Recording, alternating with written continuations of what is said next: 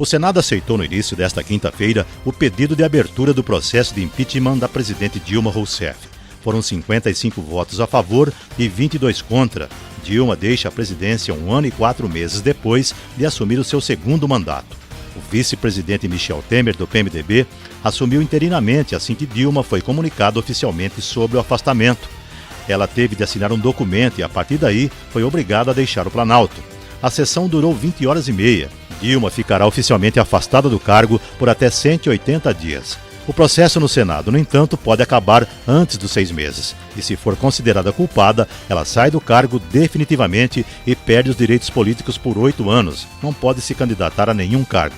Temer será o presidente até ao fim de 2018. Se for inocentada, Dilma volta à presidência.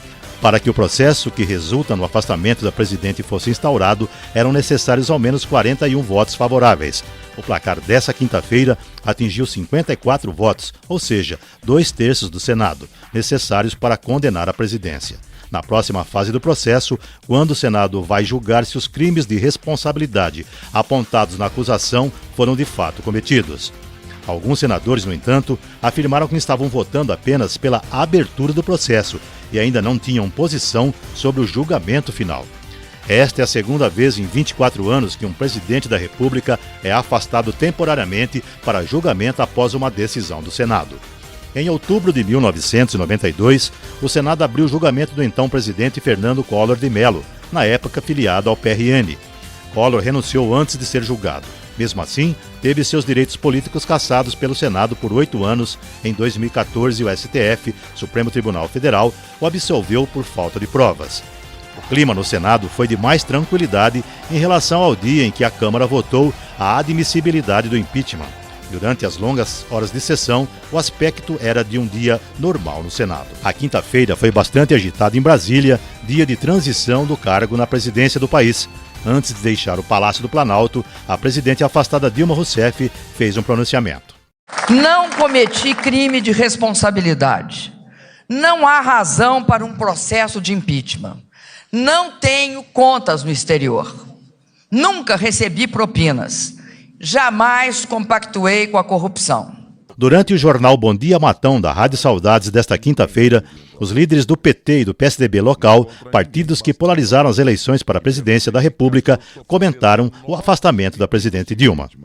Dizer que a nossa avaliação continua sendo aquela de que, infelizmente, por conta de uma dificuldade em que o país acabou experimentando, em face, obviamente, de toda uma conjuntura que não apenas uma conjuntura nacional, mas internacional, outros países do mundo com solidez muito maior do que a gente do ponto de vista econômico passaram por isso, superaram, e a avaliação que fizemos é de que realmente foi nocauteada toda uma condição constitucional, uma questão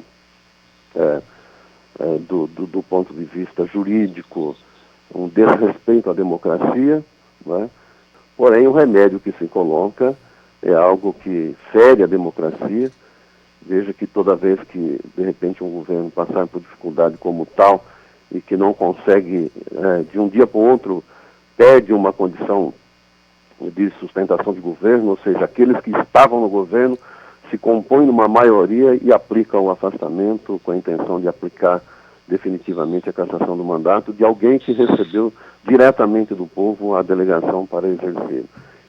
Eu acho que o governo do federal, nas mãos da Dilma, perdeu absolutamente o rumo, perdeu, junto com o rumo, perdeu a credibilidade, ela não governava mais.